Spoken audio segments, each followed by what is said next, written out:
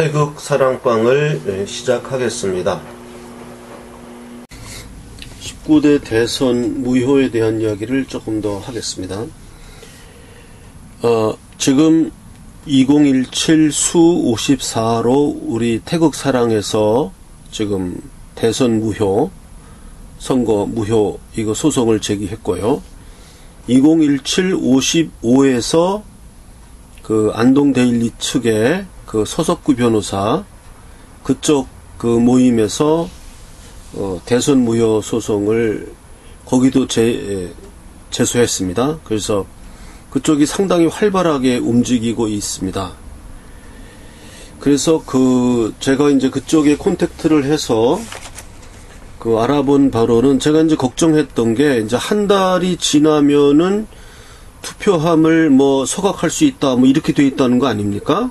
그래서 오늘이 한 달째예요. 그래서 제가 오늘 아침에 제가 좀 이 오른쪽 발목에가 통풍이 좀 와가지고 이거 마치 그냥 불이 나고 굉장히 아팠어요. 그래서 이제 병원 가서 주사 맞고 겨우 이제 조금 나았는데 그래도 이제 이거 오늘이 이제 8일 30일 마지막 되는 날이면 이 가처분 신청을 했을 때 그러면 하루 만에 될 것인가? 예? 가처분 신청 늦는 날 된다는 것도 볼 수 없지 않느냐? 이렇게 좀 걱정이 좀 됐어요. 그래서 그래도 일단 여기저기 알아보고 정 안 되면 가서 가처분 신청이라도 일단 마지막 날이니까 넣어야 되지 않겠느냐 생각을 했습니다. 그래가지고 이제 몇 가지 소스를 통해서 이제 연락도 좀 하고 이렇게 물어보니까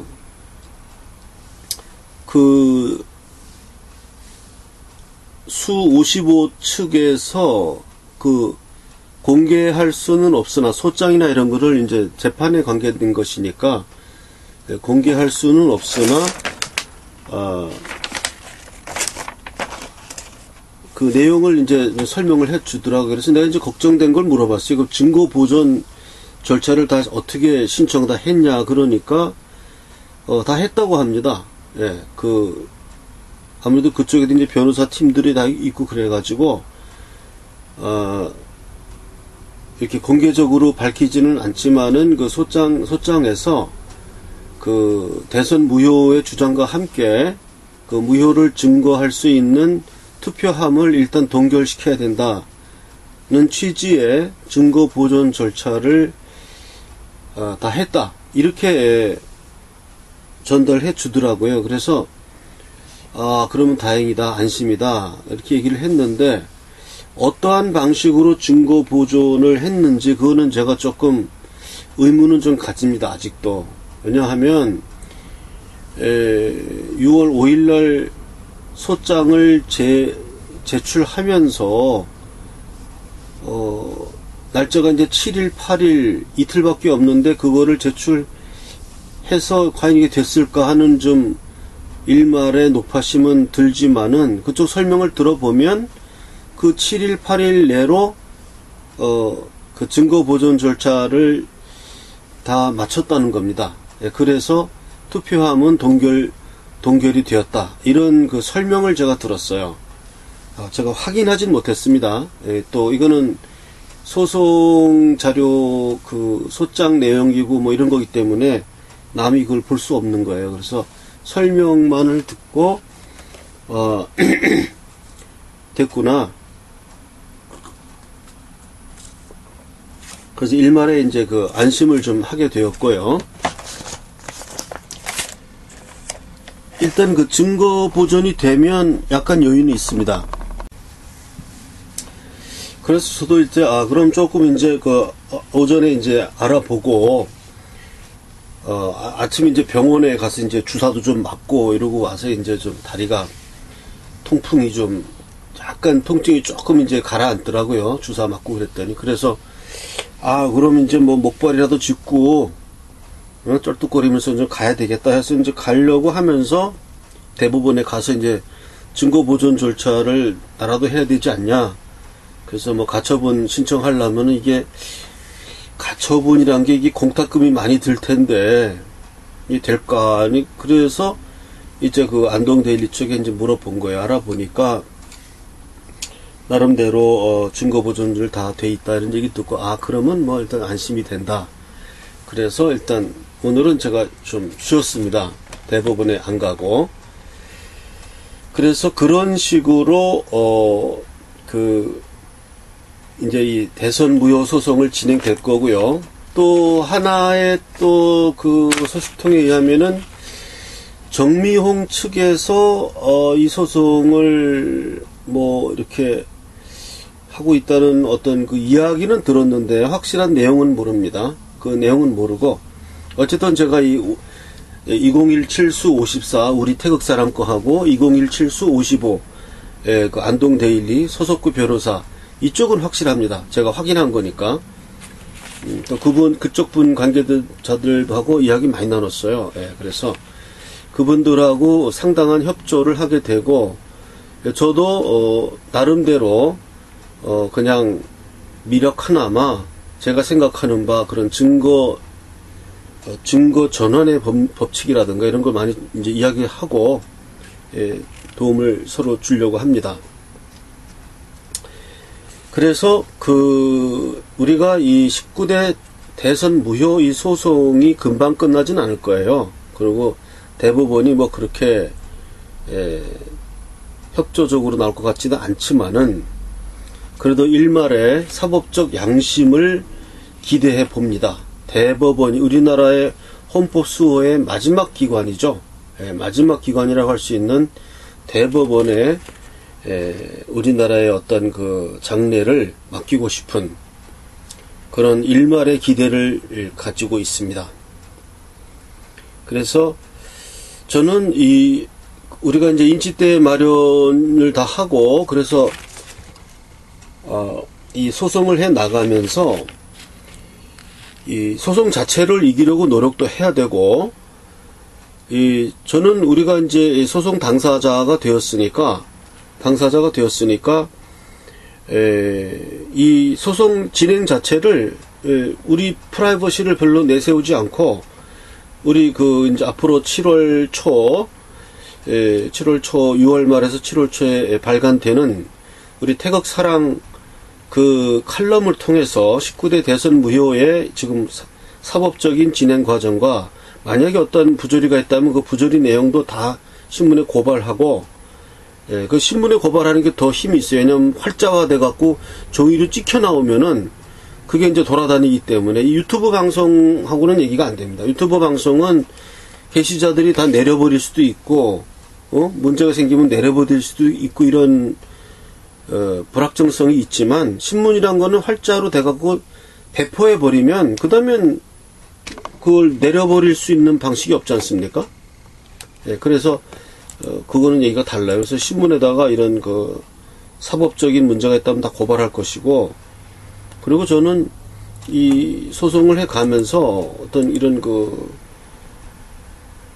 공개할 수 있는 거 다 공개하려고 그래요. 그래서 향후, 이런 우리 정치적인 상황에 있어서 어떤 증거, 어떤 지표 이런 걸 좀씩 주고 싶고, 지금 이제 그래서 요까지가 이제 19대 대선 무효에 대한 증거 보존에 대한 이야기를 좀 드렸고요. 그 다음에는 앞으로 시간표를 보면요. 2018년에 지자체가 있습니다. 지자체 선거가 있고 2020년에 총선이 있습니다. 이게 굉장히 중요합니다. 지금 오늘이 이제 올해가 2017년이니까 많은 분들이 지금 상당히 허탈해하고 힘들고 도저히 이 문재인 정권 하에서 하루하루 살아간다는 게 너무 괴롭다 이런 분들이 많고 저 자신도 그렇고 그러나 세월은 그렇게 또 도도히 또 흘러갑니다.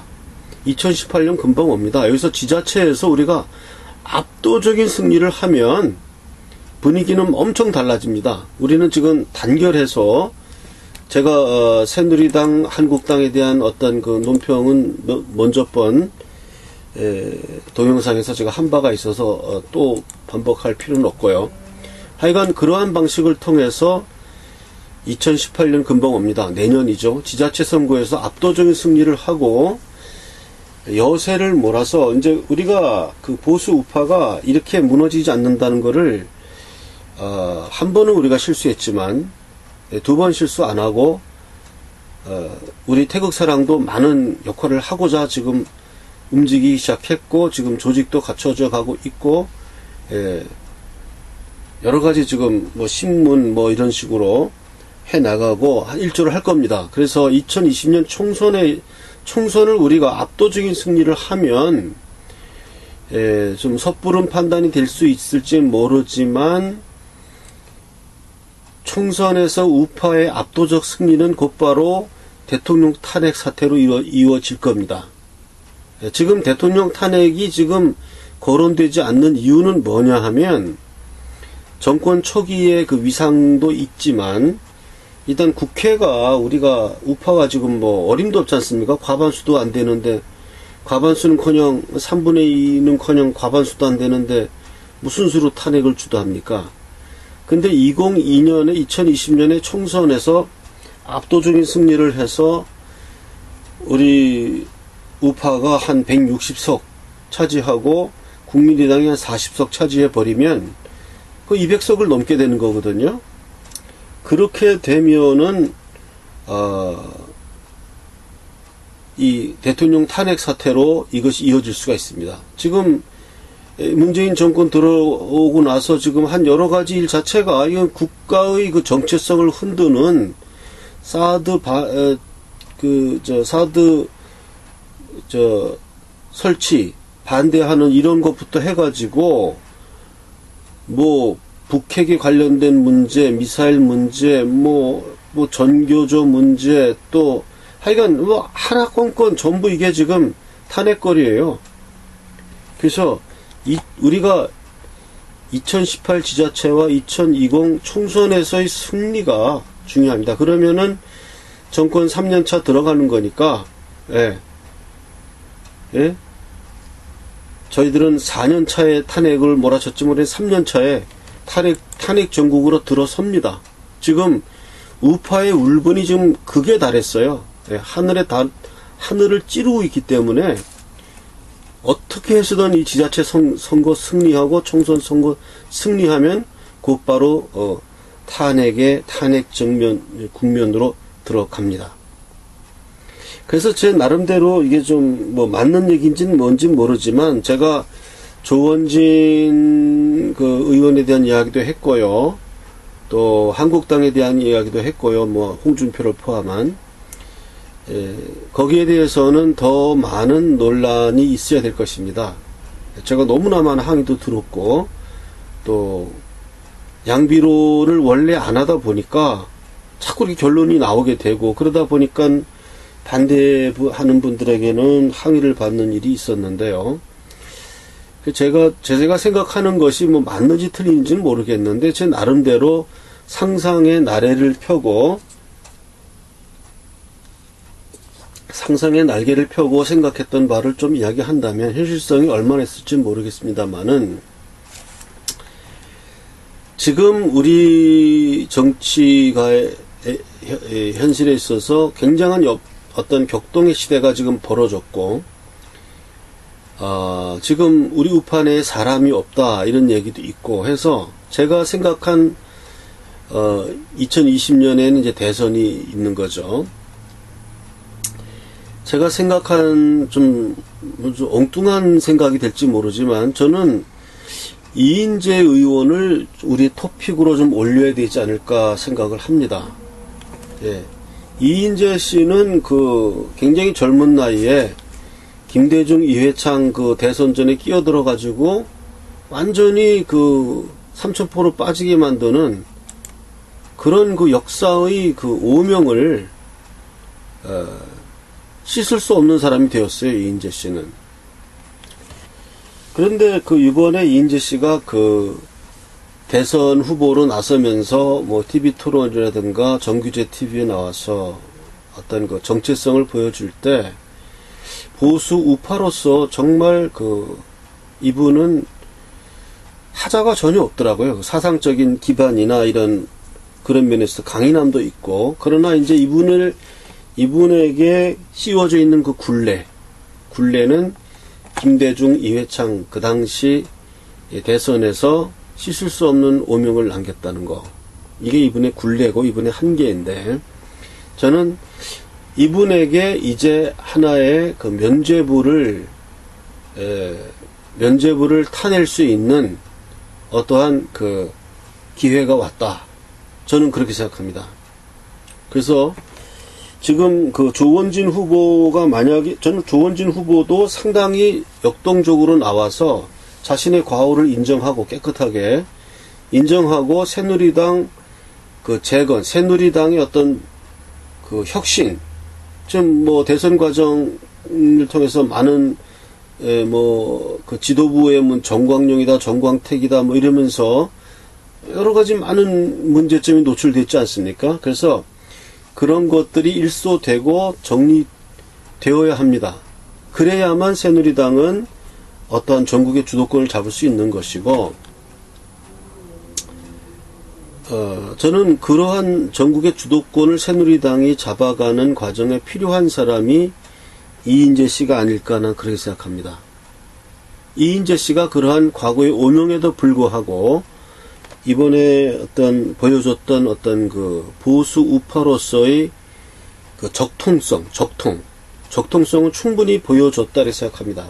다만 인지도가 떨어지고 그 오명 이후에 있었던 어떤 그 침체적인 상황 때문에 이분이 각광을 받지 못한 건 사실인데, 그래도 뒤늦게나마 탄핵을 반대하는 입장을 분명히 밝혔고, 자신의 보수 우파로서의 적통성을 충분히 보였기 때문에 이분을, 아직도 나이가 그렇게 많은 분도 아니고, 그래서 이분을 잘 갈고 다듬어서 이분 스스로가 지금처럼 침묵하고 있으면 안 된다고 생각하고요. 예, 한국당을 떠나서 새누리당에 들어오든지, 아니면 아예 뭐 무소속으로 활동하든지, 이인재라는 어떤 새로운 개념을 본인이 일으켜야 됩니다. 저는 그렇게 생각합니다. 저도 이인재 씨를 상당히 주의 깊게, 이분이 과거에 그렇게 안 좋은 일을 할 때부터 이렇게 봤지만 그때는 너무 젊어서, 그러니까 확실히 그냥 잘못한 거 잘못했다고 인정하고, 혁혁한 전과를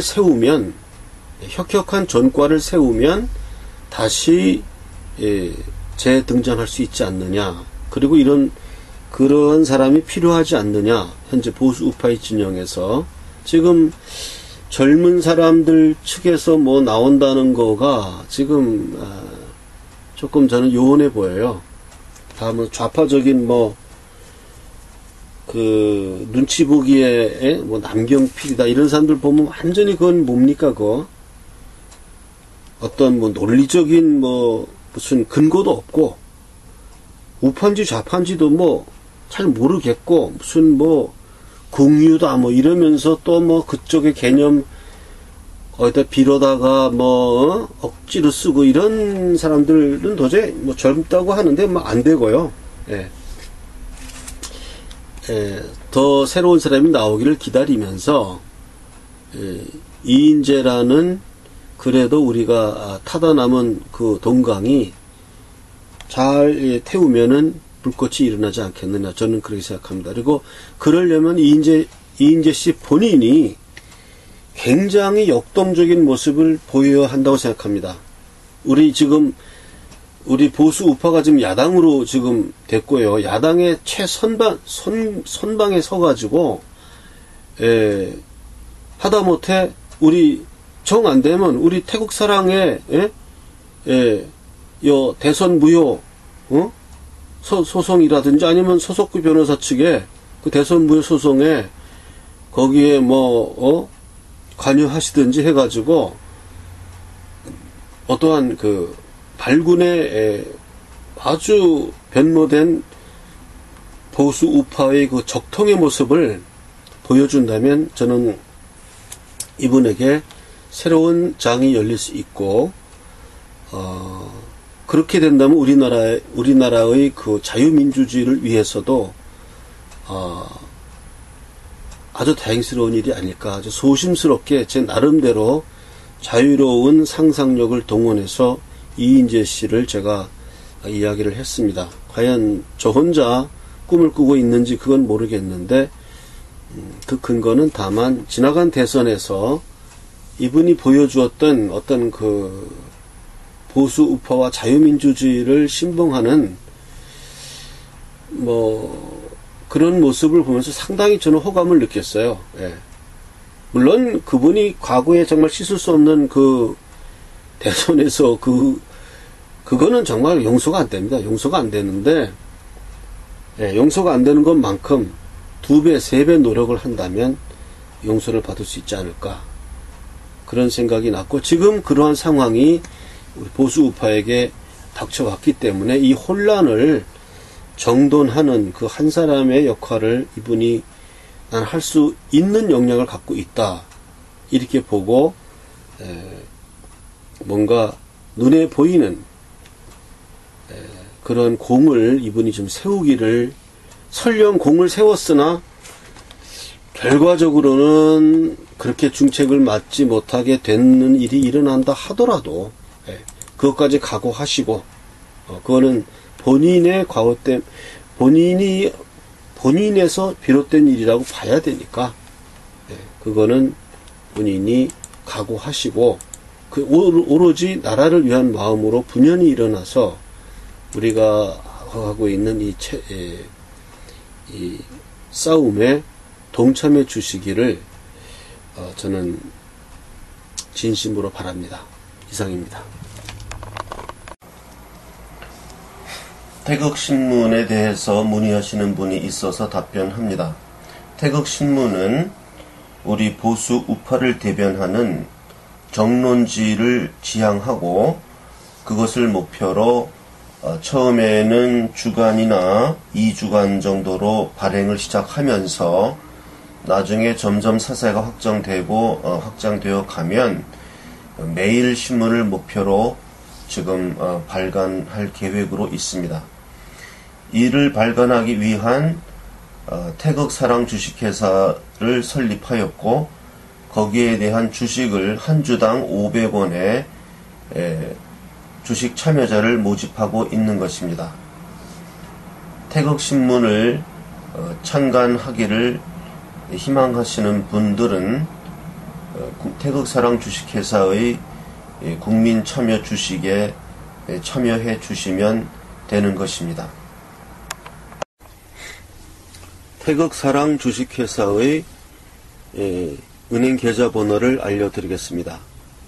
국민은행 5951-01-001-768 5951-01-001-768 태극사랑 주식회사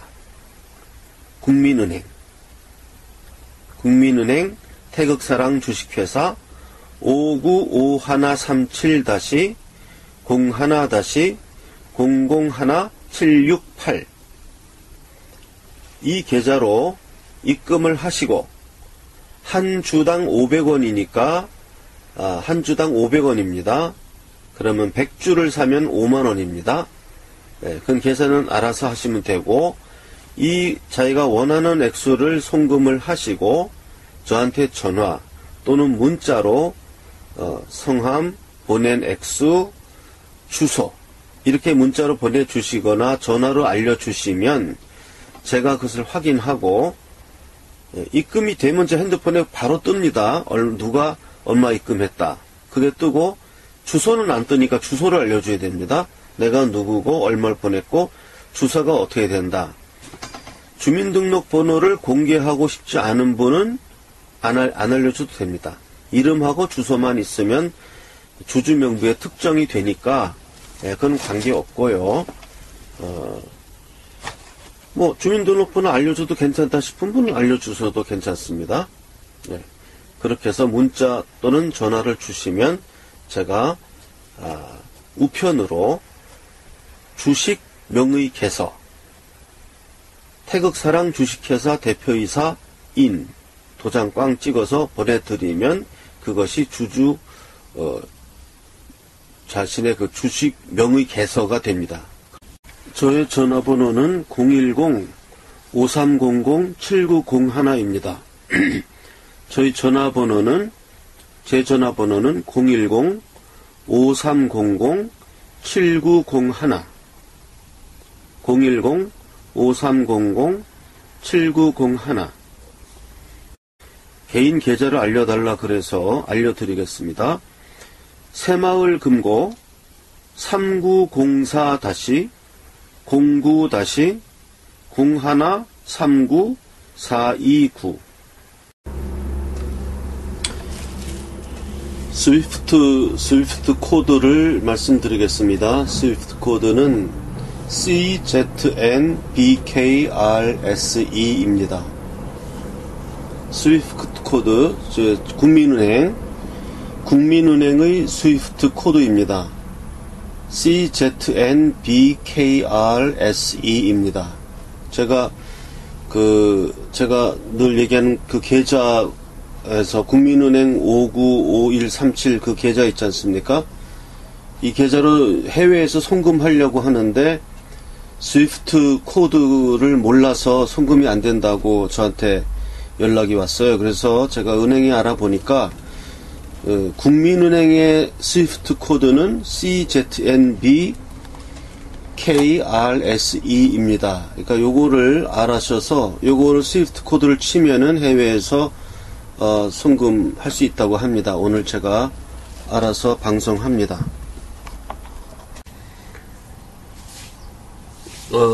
제가 전화를 많이 받는데요.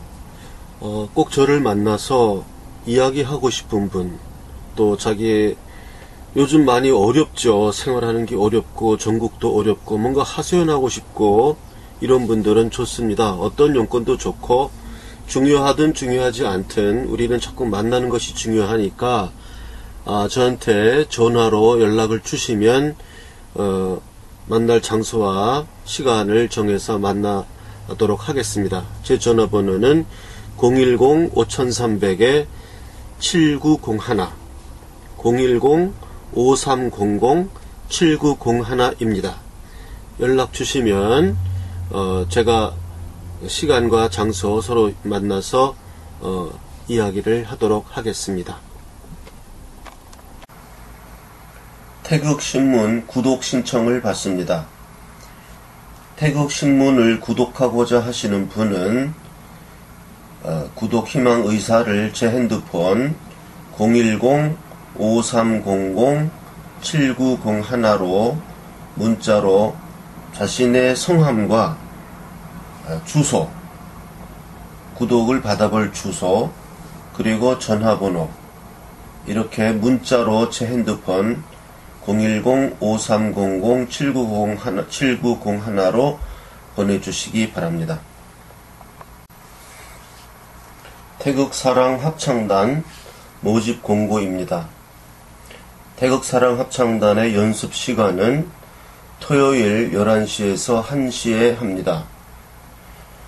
장소는 아직 미정입니다만은 시간은 토요일 11시에서 1시에 하니까 태극사랑 합창단에 참여하고자 하는 대한민국 남녀노소 성별, 연령 불문합니다. 제 전화번호 010-5300-7901 010-5300-7901로 문자로 연락을 주시면 제가 접수하겠습니다. 다시 한번 말씀드립니다. 태극사랑 합창단 모집 공고, 대한민국 남녀노소 연령 불문, 소프라노, 알토, 테너, 베이스, 연습시간 토요일 11시에서 1시간, 제 핸드폰 전화번호 010-5300-7901로 문자로 참여 희망을 밝히기 바랍니다. 먼저 제 이메일과 사서함에 대한 광고를 하나 하겠습니다. 어떤 분들은 사서함을 할 줄 모른다. 사서함으로 보내세요. 그러니까 사서함을 할 줄 모른다. 이렇게 말씀을 하시는데,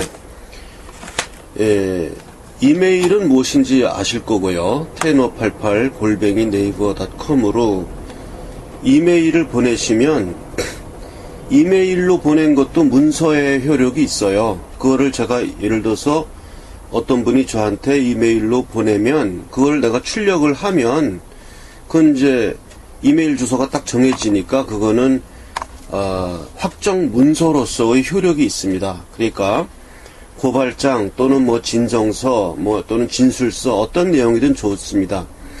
예, 그런 것을 이메일로 보내도 문서로서의 효력이 있고요. 그 다음에 사서함으로 보내라. 그러니까 사서함이 뭔지 모르는 분들이 있는데 자기는 안 해봤대요. 그래서 사서함이란 것은 편지를 받는 주소를 말합니다.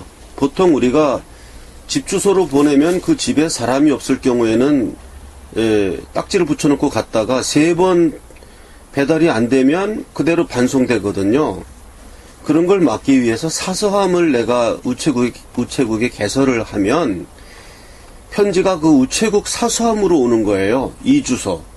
경기도 안산시 안산우체국 사서함 103호. 이렇게 내가 개설을 해놨어요. 그러면 우체국에 그 주소가 박스가 있습니다. 사서함 박스가. 그 키를 내가 가지고 다녀요. 그래서 이리로 편지를 보내면 편지함 속에 그러니까 편지함이 우체국에 있는 거예요. 저는 거기로 편지가 배달이 되면 내가 가서 내가 열쇠를 열고 나한테 온 그 배달물들을 가져가는 제도입니다.